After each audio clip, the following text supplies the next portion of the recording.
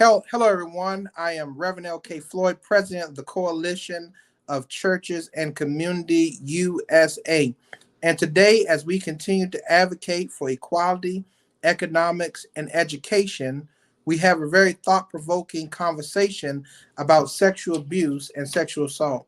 Those of you who are visiting us through the World Wide Web, social media, and other platforms, please visit us at www.cccusa2020.org or follow us on the Coalition of Churches and Community fan page via Facebook. Listen, today we have some great dynamic guests that's going to join us today for this conversation. We have three special guests. We have one on the way, and we're going to talk about this subject for Sexual Abuse Awareness Month. With us, we have joined us Elder Miles. We have with us Mrs. Makia Lyles and also Mrs. Tamika Russell. If you could just tell us a little bit about yourself as before we get into this conversation, and then we're going to get right started to talk about this very important subject. We're going to start with Elder Miles. Just tell us a little bit about yourself. Hello, my name is LaShawn, and I am a survivor of sexual abuse, and I am an advocate for making people aware of those things because a lot of people don't talk about it. So that's my thing. I'm starting a company that is dealing with abuse, and so it'll be a place for people to have like safety and different resources and things like that. So that's what I'm building for me. So that's just a little bit about me. Right on, right on. Awesome, awesome. All right, Mrs. Lyles, Makia Lyles. Tell Yes, us a little bit about yourself. hi everyone. My name is Makia. I am the CEO of Doll Destined Above Well Liked LLC. We specialize in, I am a certified life coach, stress management coach. We specialize in your now what. We focus on moving you forward. We focus on, you know, now that you've recognized what your past is or whatever issues you have going on. We just hold your hand basically to help you get into and put action behind your now what. That's basically what we do. Awesome, awesome, awesome. We have a wonderful group of panelists tonight. Also, Mrs. Tamika Russell, can you share a little bit about yourself and who you are? Just share a little bit about yourself. Unmute for 1 second. All right, we're going to keep on going until she comes in. Also, we're glad to have with us in this that's coming to the stream live, Dr. Hagwood. Dr. Hagwood, you came right on time. Just tell us a little bit about yourself and tell us who you are and a little bit about your practice and everything. All right, no worries. Can we hear me? I can hear you just fine. Wonderful, wonderful. Good evening, panelists. As he said, my name is Dr. Lauren Hagwood. I'm a clinical psychologist here in Charleston, South Carolina. Currently, I work at a federal correctional institution, and so my population is adult incarcerated men. But before that, I did several years in domestic violence prevention and treatment. I worked with both male and female perpetrators and victims of domestic violence and survivors of sexual assault and trauma.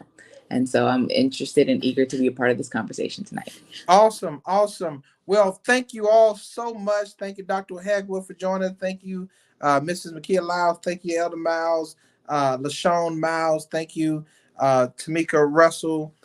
We're so excited about this conversation because this is one of those conversations you don't hear much about in the community. In particular, you don't hear much about in the African American community, although it affects so many people within our communities, within our churches, within our sphere. Everyday people are dealing with this type of issue, and many people are silent. And oftentimes people don't know where to go to.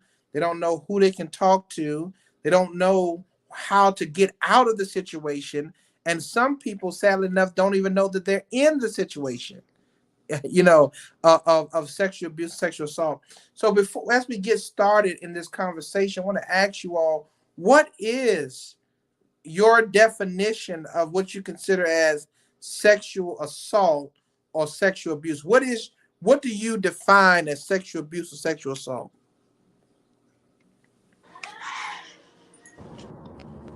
Anyone can I would, answer. Anyone can I, come in. this is Tamika. I would say it's anyone that pretty much violates someone's personal space, someone's, um, personal body parts. Anything that basically has anything with someone violating something that belongs to someone, um, sexually, in a way where they feel like they have been violated. Yes, yes, yes. So any type of violation of their intimate space, any type of violation of a person sexually. ju- what is your definition of sexual assault or abuse? Because there's so many different Right. shades and colors of it. I would say this is Makia. I would say unwanted. I think the key word for me would be an unwanted sexual activity or uh, some type of anything sexual in that sexual arena with, touching, uh, it speaking, I don't consider it to actually have to be a physical touch for it to be sexual abuse, but anything that's unwanted, any sexual act that's unwanted, whether it be verbal or physical. All right. Any others? Your definition or your thought of that? Okay. Elder Mal? All right. Like Lucian? like you said, unwanted, something um, that you do not consent to, um, that you don't put your consent on. You didn't say yes. Something that someone did on their own without your permission. I think this is a very, very, it can be uncomfortable sometimes talking about it. I know before you get into the conversation, you're like, yeah, I know exactly what I'm going to say about this. I know exactly how I'm going to hit home on that. But when you start talking about it, you're like, hold on now, this is real because you have so many situations where you see it in so many different circles. It's not just on TV, this is real life. It happens in families. People say, whatever happened in the house, stay in the house, that type of stuff. That's Satan. That's the devil. I know this It is the definitely coalition is. of church and community. I know this is social justice, but that's the devil. All right. Y'all don't ever get that. Oh, well, cousin so and so or Uncle John's over here or you were in you or somebody. A lot of times this stuff happens when somebody has trust in another person and the trust is violated, especially when it comes to children. The trust is violated. Most of the times, sexual assault happens with people that someone know, especially when it comes to children.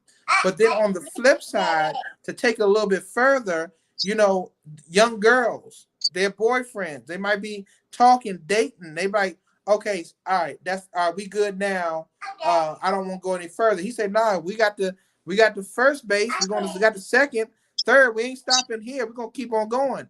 And you see that happens in so many different ways. Then to go a little bit further than that, it happens in different cases. You remember watching What's Love Got to Do with It?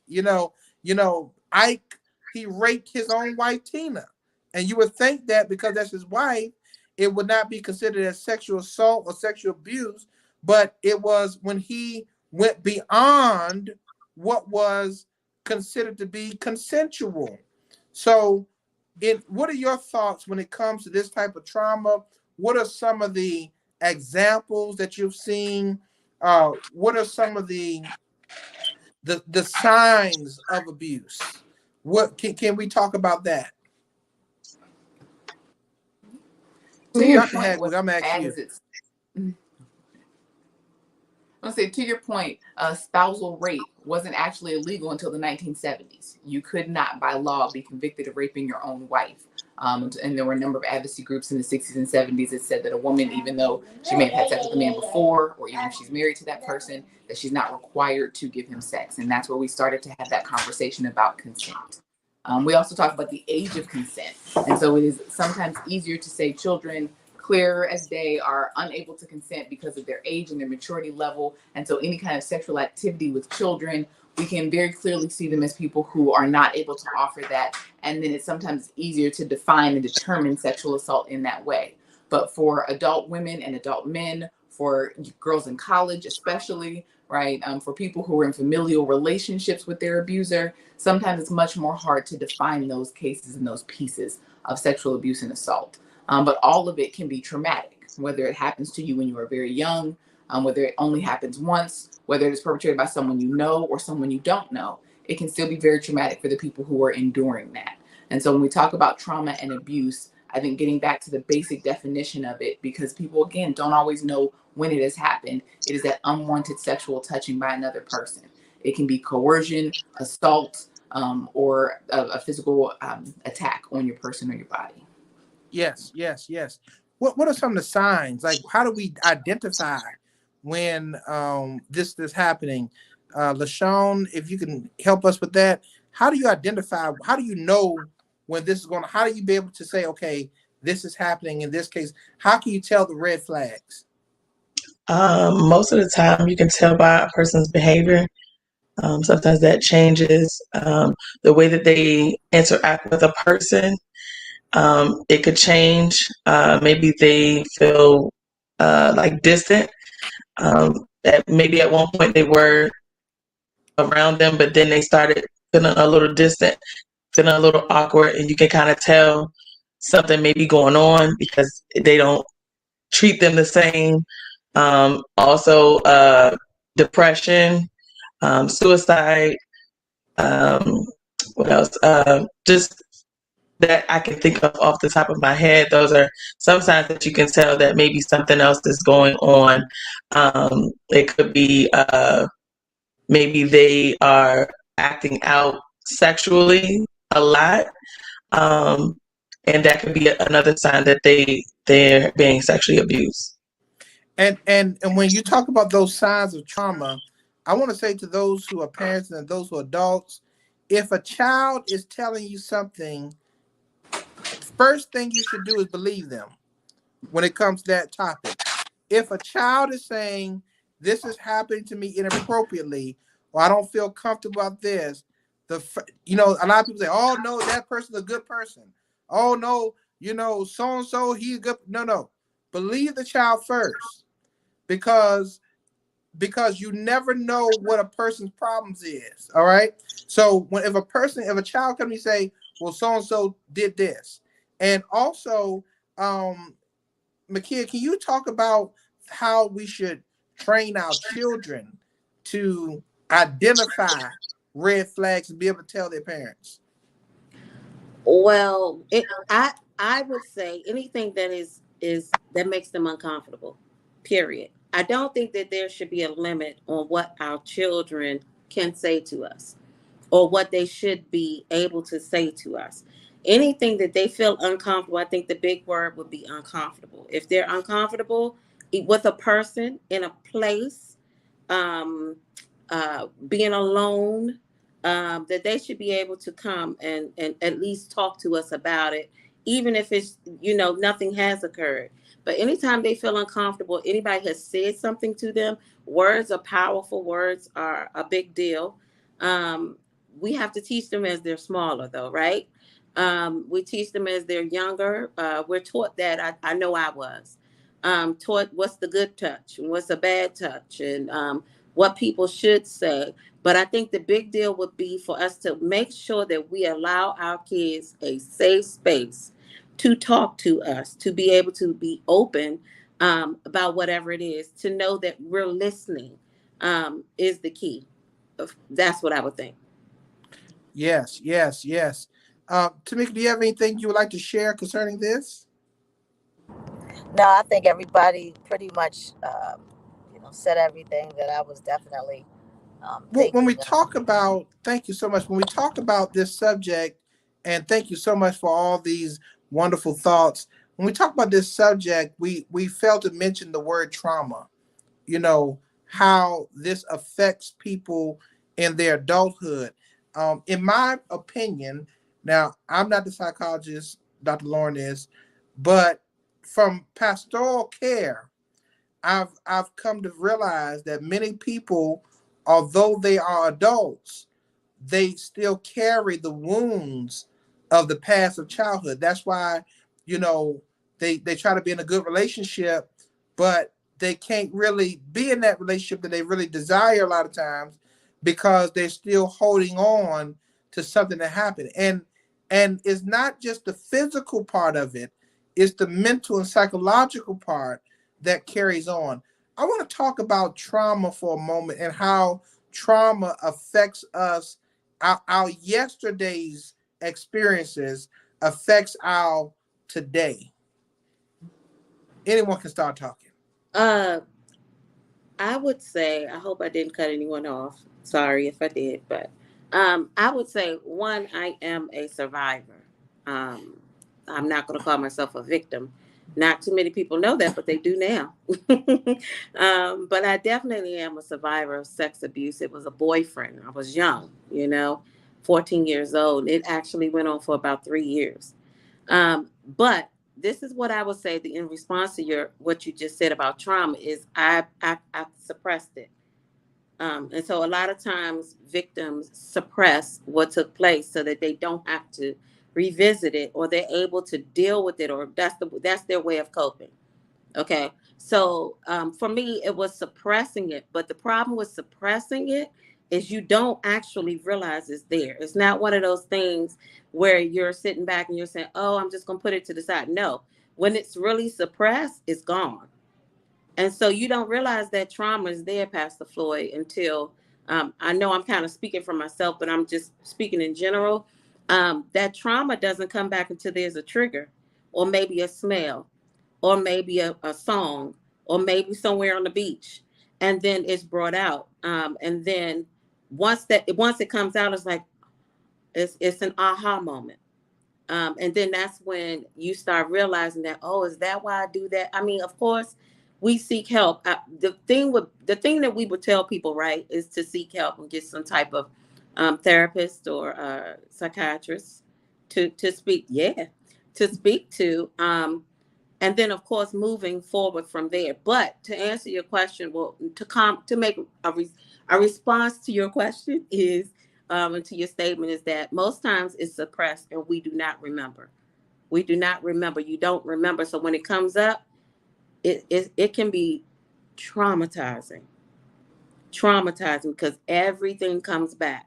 You remember just about every part of the event and what took place. So um, most victims, and I think you already said it, don't know that they're victims and don't Wow. know that uh, they're exhibiting things because of that traumatic experience, because it's gone, and I mean gone. So Wow. Wow. Anyone jump on in? That was an awesome reflection, and I appreciate you so much for sharing that, sis. And I think the reason that we struggle to use the word trauma sometimes is because people have a difficult time accepting or understanding what happened to them as a trauma, right? That was just the way my family did it. That boy was just, I mean, was wilding out. I was just drinking that night. You know what I mean? He has a temper. It happens like that. And so there are a lot of times where I struggle to work with my clients and using the word trauma. It's like, oh no, not me. I'm not a victim. I don't want that role or that label placed on me.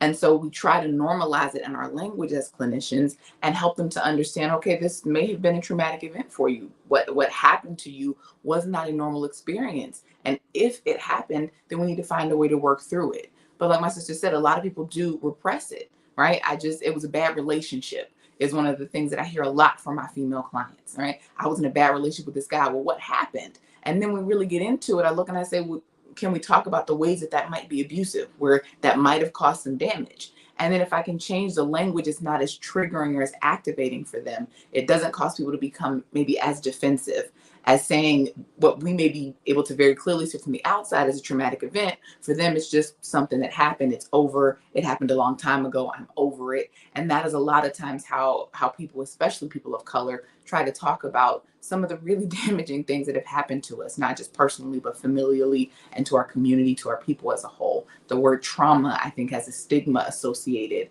and people do often fight that label of being a victim.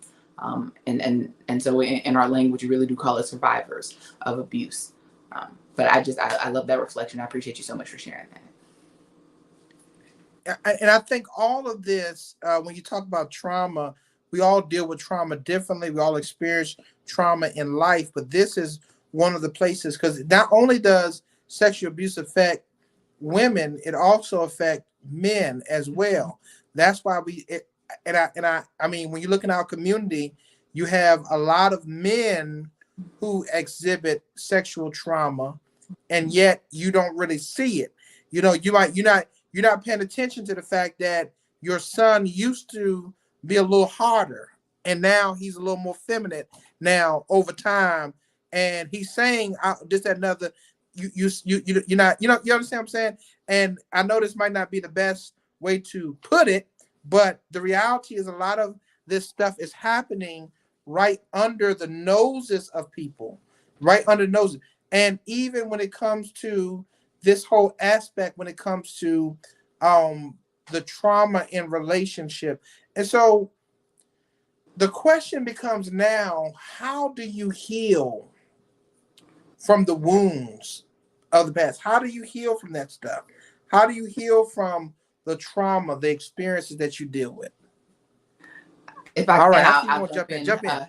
Jump in real quick, because the reality is that this is more common and more pervasive than we talk about. The statistics say that 1 in 4 women and 1 in 6 men, by the time they reach adulthood, have been a victim of sexual trauma or sexual abuse in some way. 1 in 4 women and 1 in 6 men. That means every woman you know knows somebody that has been a victim of sexual assault. I read an article once and it said every woman you know has taken a different way home from work, has tried to have somebody walk to the car with her from a store late at night, has jangled her keys to let her neighbors know, has called a friend to let her know that she was going out with someone that she had just met, or to let them know where she was going to be. Every woman you know has had this kind of experience. And so when it is that ingrained in our culture that women are trying to protect themselves from what is happening, healing from it is a difficult place because it happens all day, every day. It is everywhere. It is every time I go to the store or the gas station at night. It is every person that passes me on the sidewalk if I have to be out past dark catching the train home from work or from school.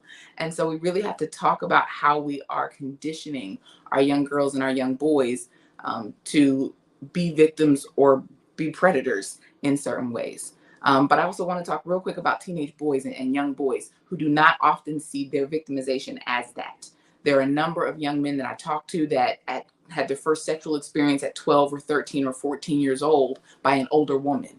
And that is sexual abuse. But when they talk to their friends about it, oh, you got some from an older woman, that's so cool, and not really seeing what happened to them. So there is a level of a feminization of young boys, but they also oftentimes go to a more hyper masculine place. I have several of my clients right now who had children when they were 12 and 13 years old with an older woman.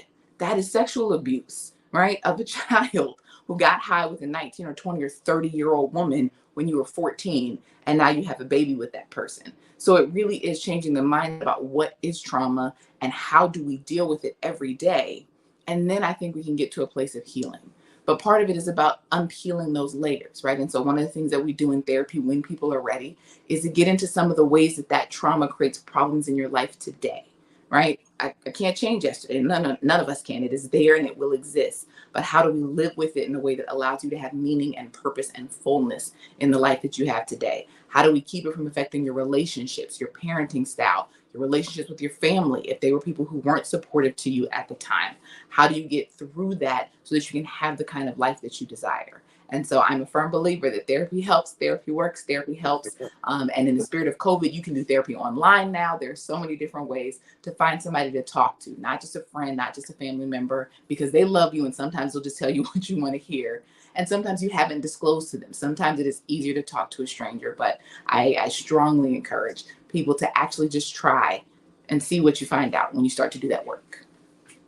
That's my soapbox. I'm done. Awesome. I mean, I went through all of that you described. And I just wanted to piggyback with one word, and I think that's acceptance.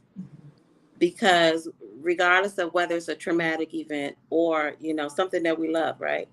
Accepting something that happened, accepting that something has happened, or there was an event or something that occurred to make us feel this way, or to accept that feeling regardless. You know, we talked about the talk, or what not to say to, well, how did that happen, well, why, well, where were you, and not to question the victim, right? We talked about all that, but it has to get to a point of acceptance, or trying to get them to accept that something occurred, that event took place, so that they cannot question themselves. Because you have that questioning, well, what did I do wrong?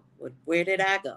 Or, you know, and so that's what we don't want to accept. I think the hardest part is accepting or thinking that there's a role that we played, or that they played in what took place. So acceptance, I think, would also, I would just add that little word to some of this too.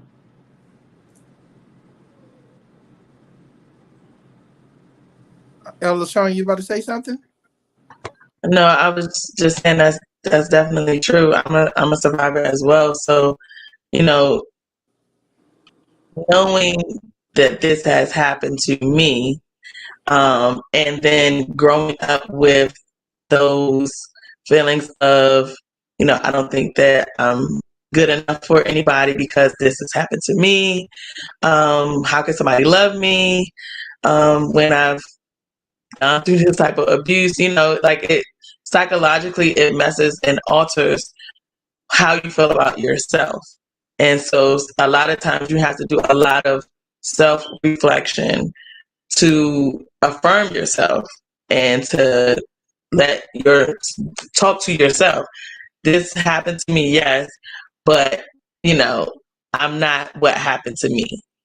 And you have to constantly talk to yourself all the time, because the world is full of all types of things. And you know, just like, you know, when you're a kid, you say sticks and stones may break your bones, but words will never hurt you, but words will. And it'll hurt you. Somebody could say something and it could, like a trigger can come and you're thinking about the situation, and then next you know you're crying, you're in a low place. So it takes a lot of work, a lot of patience with your own self, and you have to do a self journey. I always tell people, do that self journey, get a therapist, and make sure that you're surrounded by people that actually really care and really love you, not just somebody that's just tolerating you. Um, you know, but somebody that really loves you and that really wants to see you grow and do better for yourself. Surround yourself with those type of people, because it's going to take those people to, because not all the time you don't feel strong. You know, sometimes you feel, you know, kind of bad, you know, because things may trigger and you think about stuff. So it's an ongoing process, really, because like the psychologist said, it's layers, and it depends on the circumstance. You've grown up with that stuff in you, so it takes a lot to unpack everything, because you wonder why in your adulthood, well, why am I attracted to these type of guys? You know, why am I attracted to this? You know, I keep dealing with the same guy, like the same person, and you never think like, oh, it's because of the abuse that I've been through. You never think about those things until you really sit down and really think and talk stuff out, and it's just like, oh wow, like I keep going in this vicious cycle. So it's a lot of patience. I tell people, be patient with yourself, love yourself. You have to love yourself. Nobody else is going to love you like you. And, you know, even if I've gotten married, marriage did not work. I had a lot of traumatic, my mind was in a bad place, and marriage did not help. He didn't understand why I was lashing out while I was doing, you know, he didn't understand that aftermath of the effects of my abuse. So it caused problems in my marriage, and it did not work. So we look for people to be there and be that place to kind of help us feel better. But for real, they can't. You have to do it for yourself and be secure in yourself, and that takes time and patience. Wow, wow. This is a powerful conversation. We're talking about trauma now, and thank you so much. Those are some powerful, powerful perspectives on trauma. Listen, from a male perspective, now I'm gonna say some things that are controversial. So if anybody's listening and feel like they need to send an email or send something to me, please don't do it. You're wasting all of your time. But one of the things when you talk about men, two things I've come to discover, and that's one is no means no. If you are out or you in a date or you're alone with a woman and you are going, y'all might be feeling it, you might be feeling it, and hormones are going, understand that no means no or stop or what have you. Now, sometimes women can be confusing because they might say stop, they might say, oh no, then they like keep going and stop. But just if they keep going, stop, just stop. Just no. No means no. No. Just no. I'm gonna let you know, young. This is what no means no. So no matter what form it's in, no means absolutely no. All right. I just want to say that. Secondly, when it comes to young men from a pastoral care perspective, now I'm not a psychologist. I ain't got nothing. I'm just telling you from being a pastor and dealing with people. When people come and talk to you, a lot of times when they're dealing with sexuality issues, a lot of their sexuality issues stem from childhood and some of it stem from abuse. When you look at a lot of our young men who are young and effeminate, a lot of times now listen, I'm going there. So listen, don't get upset. I'm just telling you from a pastor's perspective of dealing with people. This is not the president of the coalition. This is Pastor L.K. Floyd saying this. And a lot of times they've dealt with abuse. Mama didn't know, daddy didn't know. It's been somebody out that they trusted and they've been abused. And then on the flip side, some males who have been abused by women have become hypersexual, which means that they have this is where your players come from. You got a lot of people who they're overly aggressive. They want to talk to 15, 20 different women, and you never stop to realize where did this stuff come from? Where did this stuff stem from? How did they get this way? Or how did the person get to this place of hypersexuality? And for our young ladies, another controversial thought. A lot of our young ladies, uh, a lot of them are not, I really believe a lot of our young ladies in our Black community are not homosexual or whatever they call them, whatever LGBTQ. A lot of them have dealt with experiences to say, okay, I'm turned off by man because of what Uncle Louis did, or I'm turned off, and so they therefore go, or it can be, I've experienced this, and this is all I experience. Because you don't know what you are until you experience when it comes to that. You don't know what you are until you experience. You never talked to a woman. I mean, you never been with a man, but yet you identify yourself as I love women, and so those type of things, I believe a lot of things are not as cut as dry as we think they are. A lot of things are as a result of this issue. And I know I went all the way grown on you. I went all the way grown. But if we as the church and the community can't talk about real issues, then who can? You have a lot of young girls, you're looking at them 8 or 9 years old and they liking other girls. It's not necessarily all the time because that's the way they feel. It's because of something may have triggered teenage years. Something may have triggered that for them to be in that posture. Then you see a lot of young ladies who may be in high school and they going through those phases, and then when they come in adult, they married with 3 children after they've gone through some healing, after they gone through some identity. I think some of it is not sexuality. Some of the things that people are dealing with is identity based on what they've experienced. So I just threw that out there. I'm going to leave it. I'm going to leave it there. Y'all can pick it up if you want. If not, we're going to go. Go ahead, pick it up. Don't hurt me too bad. All right. Again, Pastor Play, I think it's important to have these conversations, right? I think it's important to talk about them because there are a lot of people who are struggling with not just their sexuality, but their identity, and that guilt and that shame that can come from sexual trauma is one of the things that people do try to subvert. So I will add just to your first point that yes, no means no, but yes means yes. Let's also work on getting consent. Let's not just work on, oh, no, don't stop. That feels right. Say yes. My grandmother used to tell me all the time, sexual decisions are made upright in the daylight. If I'm gonna mess with somebody, I'm gonna mess with them. I can't decide at 3 a.m. after we've had a couple drinks or whatever the case may be, what we gonna do, right? Yes means yes. Do you want to do this? Are you in this with me? And if the person cannot give you a yes, then maybe you go sit down somewhere. If the young lady really likes you, the young man is really into you, they'll be into you tomorrow, okay? And so that is my feedback for all of my young clients is more than just a no means no, because that's something that we have struggled with because there are a lot of women who are conditioned not to say no to a man, right? Because that can be a very threatening or dangerous place. I sat on a panel once about a woman who didn't want to give her man her phone number at a restaurant. He was following her through the restaurant. She didn't want to give him his phone number, and then he went outside and shot her. So there are a lot of ways that we as women are conditioned not to say no, not to reject men, not to rebuff their advances. So she may not be in a place where she can say, no, I'm not comfortable with that. That's not okay with me. So getting a yes, getting a I'm absolutely into this, I want to do this, I'm sure, is a much more meaningful way to engage in those kind of relationships. And I love the point that people are, in fact, struggling with their identity. And a part of that identity is sometimes about their sexual orientation.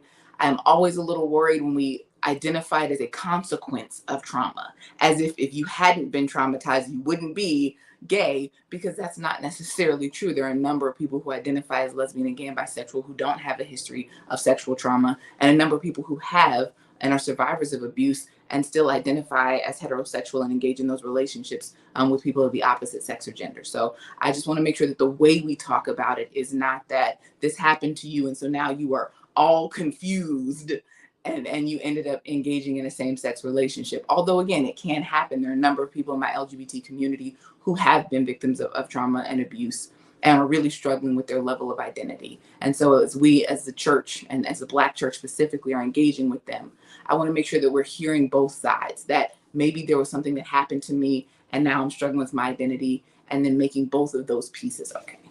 That was my ad. Thank you. You know, Dr. Lauren, I was just telling the people I talk to. That's it. That's I'm great. not talking to people. I'm just telling the people I talk to. That's it. That's it. People tell pastors a lot of things. But Sure. you think psychologists get some stuff. People tell pastors a lot of stuff. Yes, I'm sir. like, listen, now I'm too young. I'm not grown enough for all this. I'm not grown enough for all this. All right. So, Miss Tamika, can you share with us a little bit on your thoughts on the trauma and how to heal from the past wounds? And then we're going to go into the resources. What kind of resources we have? How do you heal from the wounds? You got to do work. We got to do a lot of work. You got to do the work. You can't. There's no way around it. A lot of people think that because um, it is gone, it's over with, um, it, and years have gone on, and now they have this different lifestyle, and they've graduated and got the bachelor degrees, and got nice cars and all these other things, that basically the accolades and the material things, and they forget about those things that happened to them when they were at a young age, and they forget about the times when different traumas and different things came in, that they are now living with. And like my sister said, in regards to getting in a relationship, and then you seem to keep getting into the same type of relationship, only because you have not healed from those traumas, and trauma attaches and attracts to other trauma. If that person is trying to be in a relationship, trust and believe that other person that they're have that attraction to has some of the same similar situations that they're dealing with, because the hurt people, and it's the same type of scenario. It's just as you don't see it. It's an underlying, situation going on here until you get in the relationship, and then you see, oh, this person has got just as much trauma and drama and craziness that I got going on, and then you figuring out how you guys, why you at each other's throat. So it's definitely work. It's work. Going, seeing a counselor, sit down, get the help that you need. Like for our community, us, we think we don't want to sit down. We like, I ain't crazy. I don't need no help. I ain't sitting on nobody's couch, but the other communities, that's what they do. They spend thousands thousands of dollars to get help. And we would rather put on some Gucci shoes, be in our Benz with our Coach bags and our Chanel bags and dressed up to a T, hair done, our little jewelry and everything. But honey, messed up all the way in, all the way inside. And so we have to learn how to do the work and stop running from being broken. And so if you have these traumas that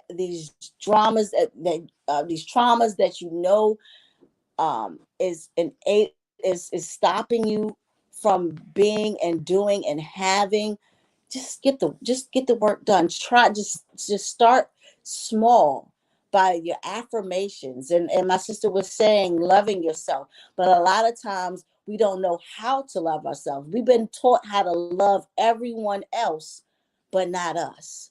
So we have to learn how to love ourselves, and that starts with affirmations. Get you some sticky notes.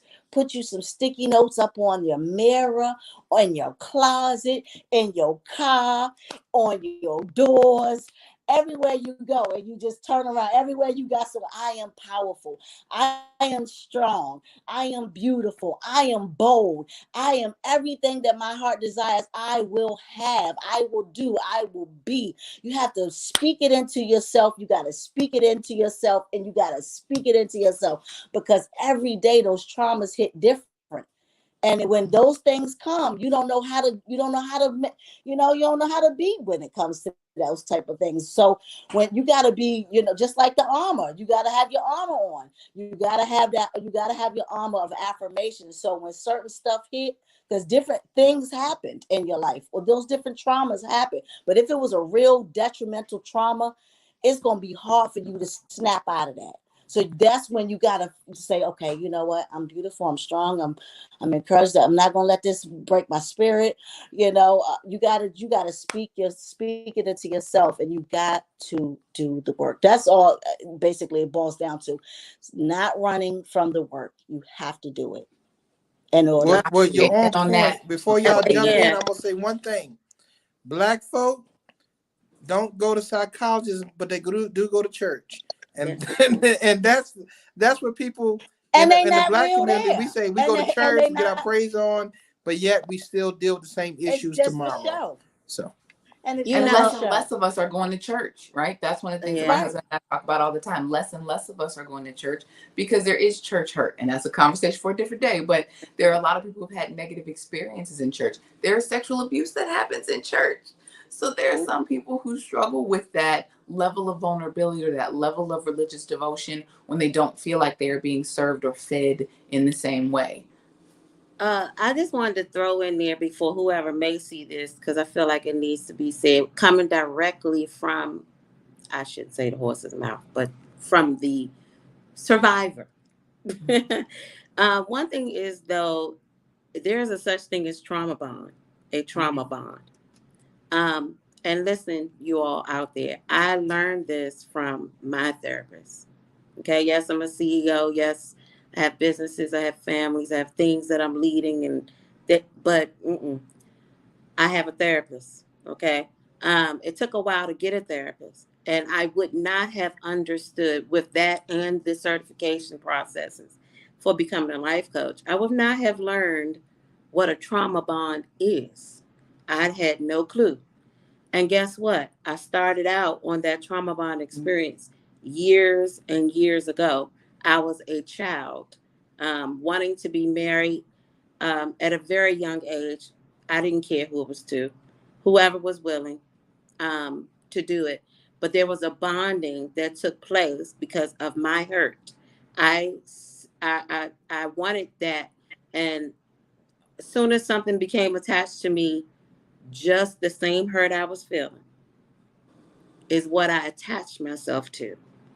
And I know I'm sorry, but yes, it's emotional for me, but I'm saying it because you can waste a lot of time, a lot of years. Not waste, because we learn and we grow and we gain experience and we learn these things about ourselves as we heal. But there are a lot of years that go into that trauma if you connect yourself and you are now bonded with the same things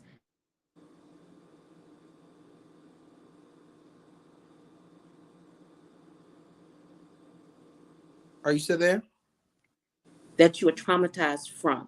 So um, that you all have said is so true. But that accepting that there's something there, you all, you got to get a therapist. You got to talk to a pastor. The pastors are great. You have to have some people. And like I forgot who it was said that I think it was the evangelist or the elder that said your circle. All of this is important, and getting people to talk to and recognizing that there's a bonding and there's a such thing as a trauma bond, and it's real. And I would just say look it up because we don't have enough time, but you know it's real and it will cost you. I need you to understand, it will cost you happiness, peace, freedom, and it costs you healing. Come on. Well, I think you hit it right there. We don't have enough time, but you were on time with that. So listen, and then also someone mentioned about church hurt and how this sexual assault even happened in church. Let me just say this: nothing against the Catholic Church, but you know, men should be married and women should be together, men and women. It's so much cloudiness in that. And then even in the Protestant church, you see that happen where there's sexual. You might see a case that happens here and there with these churches and all that. But I think no matter what kind of church or ministry it is, it's always important to have safe guidelines and policies and procedures in place. When you deal with youth ministry, you should have a background check. The person that deal with youth ministry should have a background check. The people who are working with the children, if somebody just overly happy, if it's a man just real happy to work with with children, nah, bruh, you're not gonna be working with the children. Not with the little tots. Nope, you're not. You're not, brother. You're not. You're not. You're gonna be working with the senior citizen, Deacon Johnson, Deacon Gabriel. That's who you're working with. You ain't working with the children. A man just trying to get on the youth ministry all of a sudden, nah, bruh, it ain't gonna happen like that. Or if they have, if you're looking and see, okay, something look a little off here. Like I had a situation where we had a musician, he was playing the piano, his wig was flying and everything. He was doing a good job. I liked him. He was good. He was sound like Little Richard. He was playing until he picked up a baby, kissed the baby. I said, listen, brother, we can't afford you right now. We can't afford you. Now, I didn't mean we couldn't afford you in the budget. We couldn't afford you kissing the little babies in the church. So here's the thing. In all seriousness and all jest, that these type of things do happen in a church because the church is filled with imperfect people, right? And people who are dealing with different struggles, but do not, put a fox in the wolf hen, a fox in the chicken coop, and don't put a kid in the candy shop. If you see a person, they have a history of this, even if you think they have a history of assault, if you look on their record when you do the background check, and it's something to even look like, if it look like they skipped, they didn't pass the 12th grade. I don't care what it was dealing with children. Anything come up, they can't deal with them. So I think it's important for us, I believe at the church, on the church side, to have safe guidelines for the church, policies and procedures to protect our children. Yes, Ella Sean. Also, because I've witnessed this too, be careful because there are some leaders who are predators as well. And they may not be preying on kids. They may be preying on people's vulnerability in life. Maybe they come from a broken home. The case may be they use that as a manipulation tool to get in and to manipulate and, you know, deal with the women or whatever the case may be, or whatever. So you have to be careful of that too, and be fully aware that, yes, it could be your leader, but watch signs to see, and don't be so blinded, that, you fall into situations and circumstances, because I've seen it. Women fall prey with sleep with the pastor, and um, he used that a doorway to get in, so that he can do what he need to do. And sometimes he will wait for people to get 18. Not they just they not underage. He wait till they turn 18. By law, what can you do?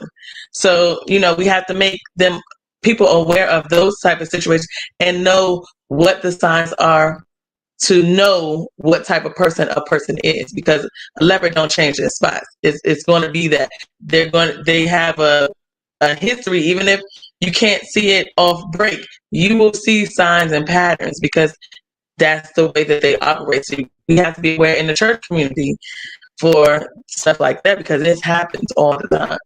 Well, there are predators. I do know there are predators in the pulpit. Do you want me to name a list of them? Because I don't have time.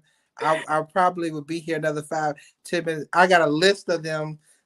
Reverend, Pastor, Bishop, Apostle, but anyway, there are predators in the pulpit in all seriousness. But I do think, ladies, even with that, you do have to use some common sense too, right? I don't care how, they may be a man of a cloth, but behind every cloth there's a man. And although they may speak in tongues, they still a human being as well. So you do have to use common sense. For example, if you're going to go over somebody's house and this and another, think about this. Who else is going to be there, right? You got to use common sense. And if y'all going to watch a movie, you're not in the AMC theater. You know what I'm saying? So you got to use common sense as well and have some boundaries. People don't really watch no movies. They talking about Netflix and chill. They really chilling. Ain't no Netflix been watched. So the reality is also use good godly wisdom. God also gives you wisdom as well. When you look at a predator, there are predators in the church, and some people, they use it in the name of the Lord. They praying in the name of the Lord, right? But you also have to look at and use some discernment and pray that God give you discernment and wisdom. Say, okay, well, one key thing is, whenever you're alone with somebody, I don't care who it is, it tends to be a setup from the get up.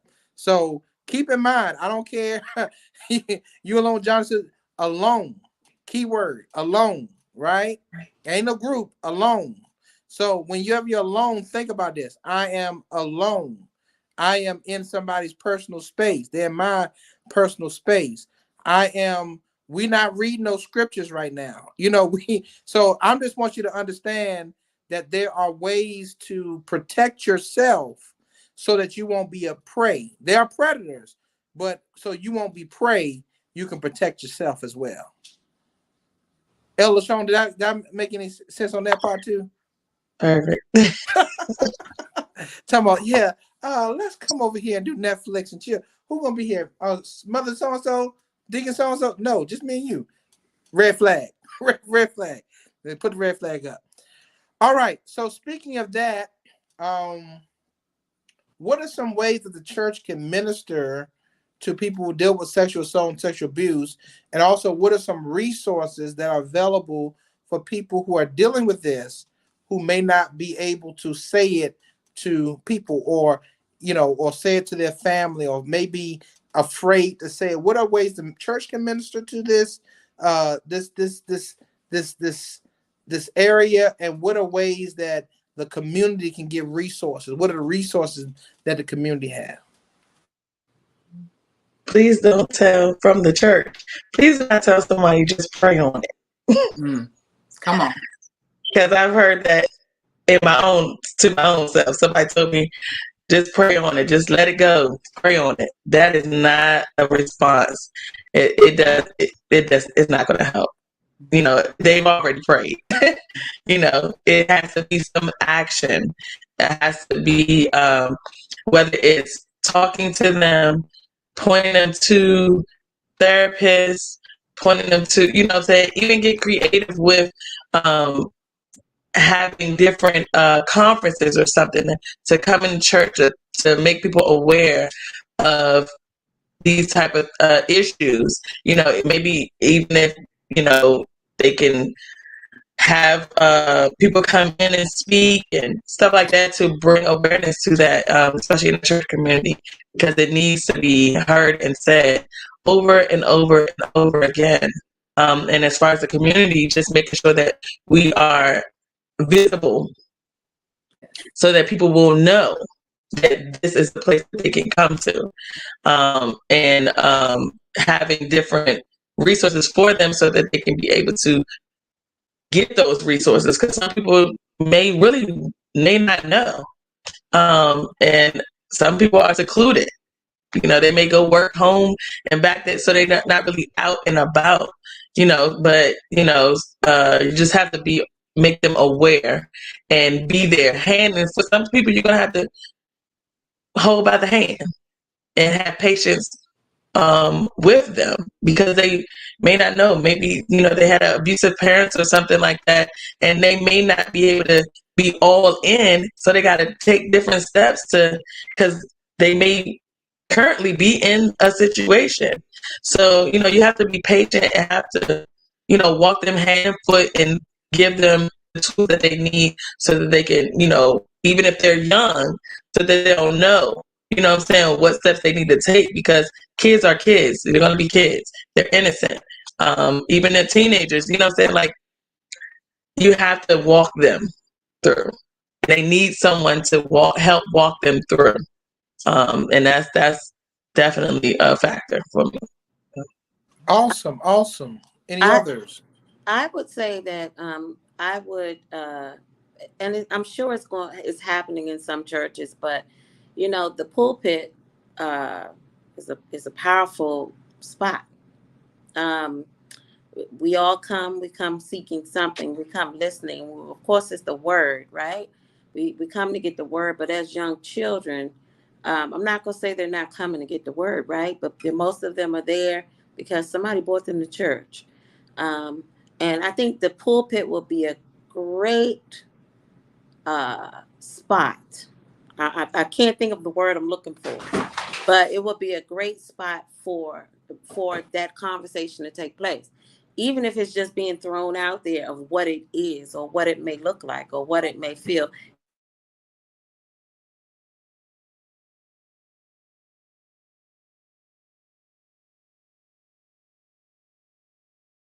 It doesn't even have to be touched upon it doesn't even have to be touched upon, or that leader may be the only thing that this child or this victim may hear, um, and something can grab their mind. Anytime we speak or anytime we lead, the plan is what, to serve the purpose that God wants and intends for it to be, right?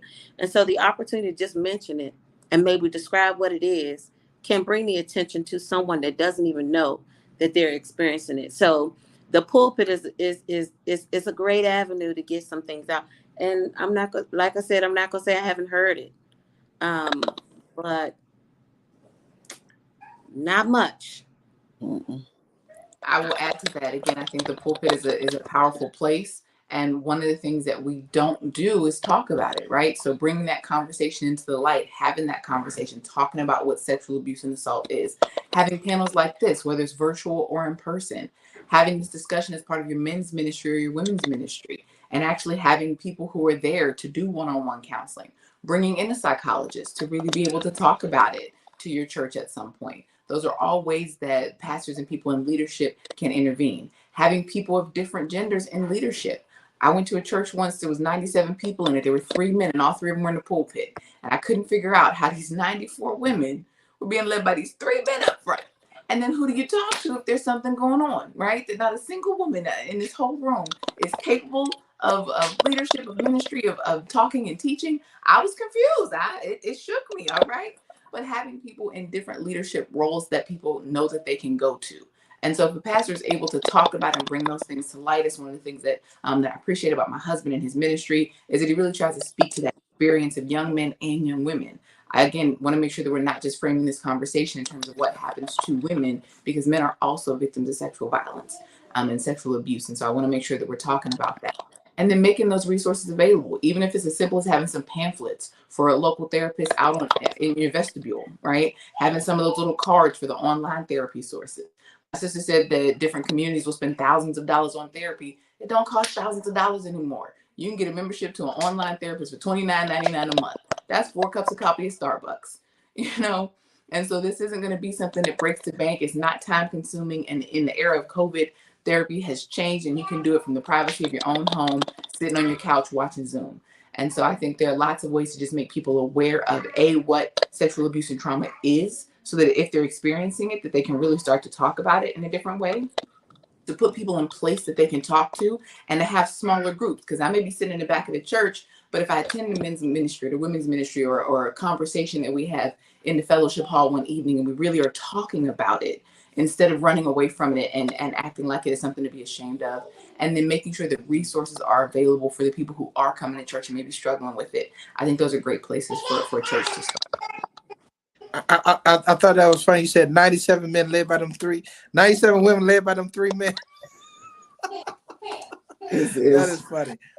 But it's so true. So true in so many regards. But one of the things when you mentioned about the resource in the community, those of you who are listening, if you have insurance, you also have counseling. If you have insurance, see, the church is there to give you assurance, right? We give you assurance for heaven, but you need insurance on earth. All right? That's why people look for the church to bury them. The church only focuses on the soul. We ain't focused on burying you. That's you. You got to bury yourself, insurance. But also medically, when you have medical insurance, that's for earth. Assurance is for heaven. So insurance is important for you to understand. Even if you have government insurance, even if you have your own job insurance, you can go buy insurance. You have the Affordable Health Care Act that has been passed, Obamacare, and all this stuff. You know, people say, well, what Obama did? He did do at least one thing. You got affordable health care. And so, you know, you can go, you can sign up for affordable health care, and you can go and see a therapist, a psychologist, whatever you need to see with that insurance. Yes. Right? Yes, you can. Right. All right. And a lot of places take the insurance. So those are things, but the resource in the community, as we stated, there's so many different resources. You can look at their hotlines. Just Google it, suicide hotline. Just Google it, resources for depression. Just Google it. BetterHelp.com. Yeah. BetterHelp.com. What is it called? BetterHelp.com. It's an online community therapist. You can pick one that you BetterHelp.com. think may fit for you. BetterHelp.com. So those are the resources we have here available. Listen, we had a wonderful time with you all tonight. We're going to, as we close out, we're going to have each person share their last thoughts and sentiment. It was such a pleasure to have you with us, Elder Sean.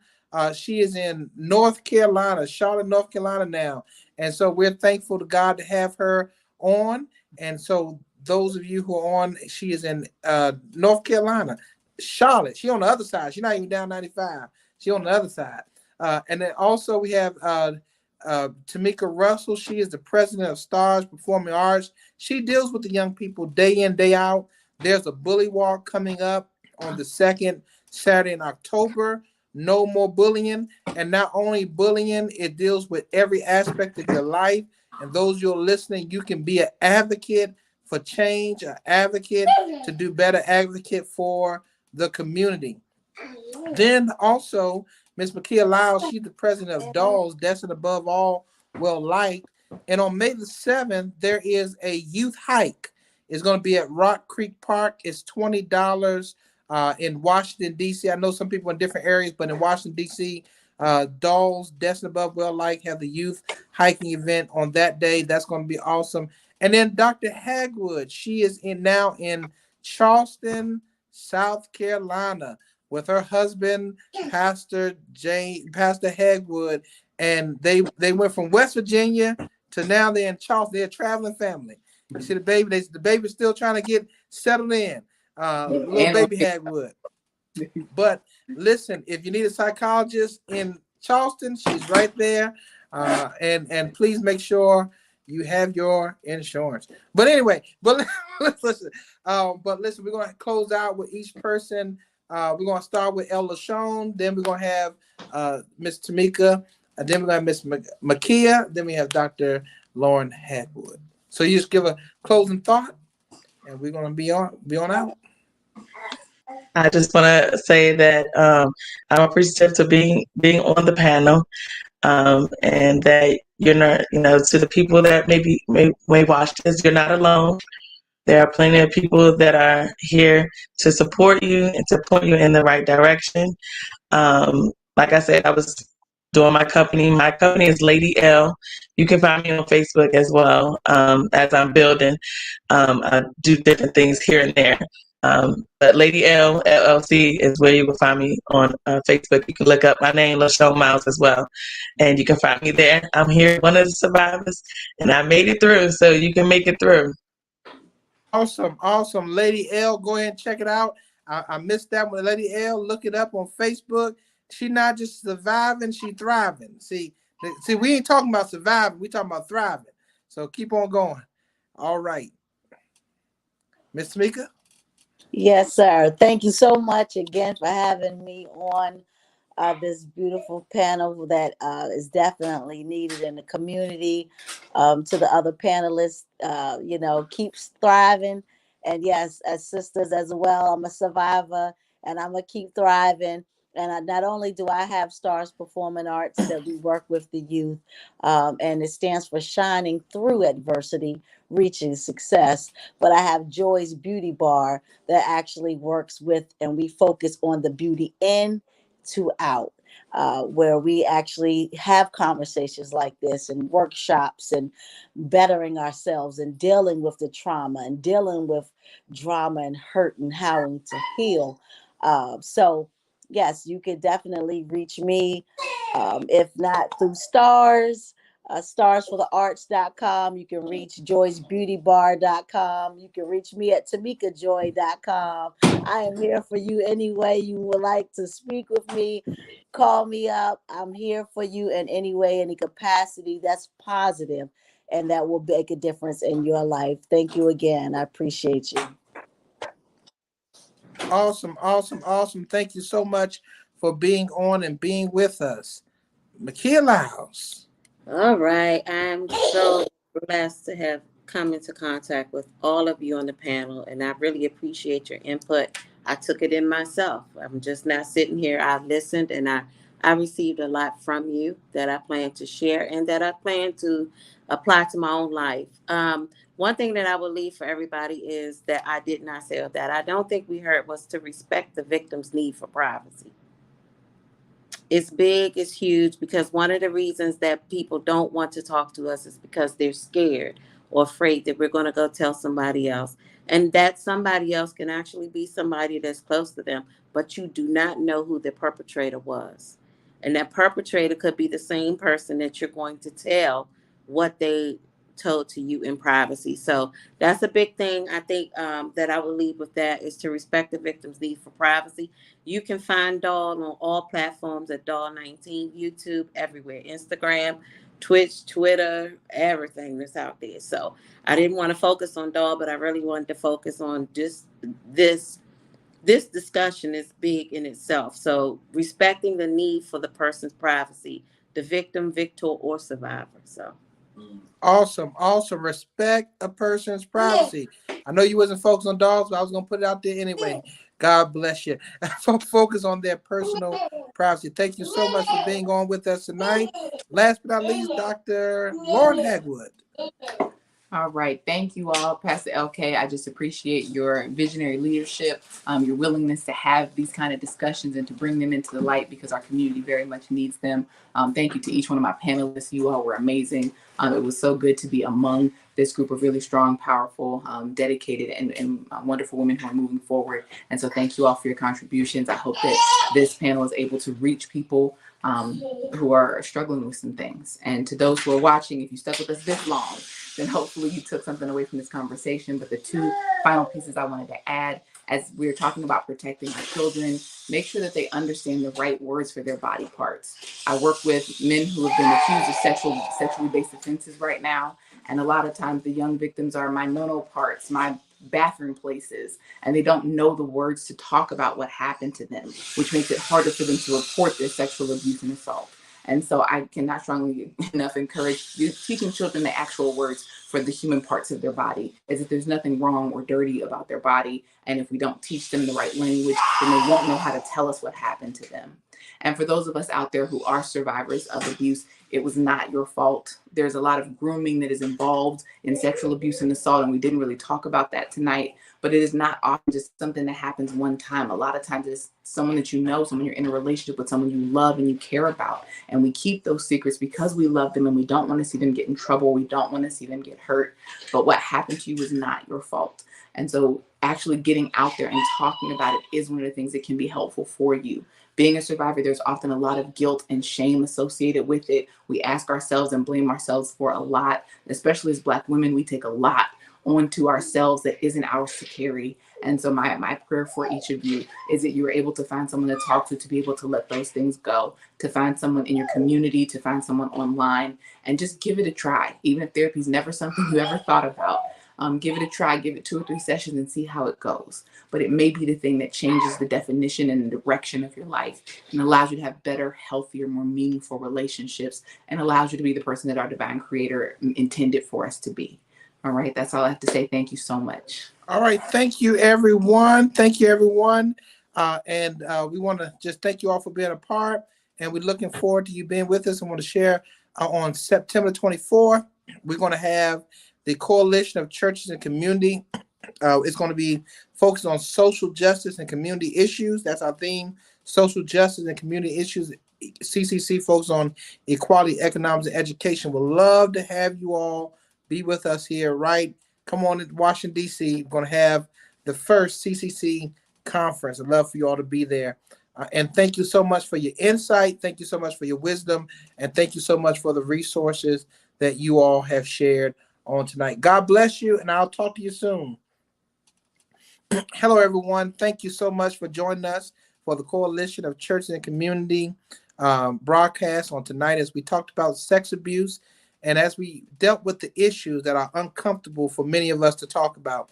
We would love for you to join us on the Coalition of Churches and Community fan page. Click the button like, and also visit us on the web at www.cccusa2020.org.